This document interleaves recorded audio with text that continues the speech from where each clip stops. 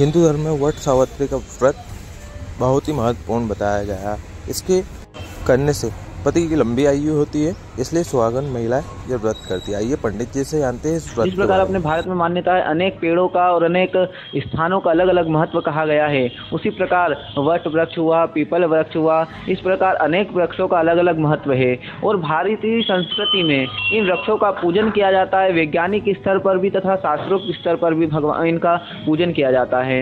वट सावित्री ज्येष्ठ माह में कहा गया है तथा यह 6 जून को अभी आ रहा है। वट सावित्री व्रत यह सावित्री तथा सत्यवान की कहानी पर आधारित होता है तथा वट सावित्री का पूजन सौभाग्यवती स्त्रियां अपने सौभाग्य के लिए तथा संतान प्राप्ति तथा पारिवारिक सुख के लिए किया जाता है। तथा वट सावित्री का पूजन सौभाग्यवती स्त्री को संतान की वृद्धि के लिए तथा परिवार के तथा पति की लंबी उम्र के लिए यह व्रत किया जाता है। तथा यह व्रत भगवान विष्णु के निमित्त कहा जाता है तथा वट वृक्ष के मूल में इस व्रत को किया जाता है। उसका वट वृक्ष के मूल का पूजन होता है। कहा जाता है कि वट वृक्ष के मूल में ब्रह्मा विष्णु महेश का तीनों का वास कहा गया है।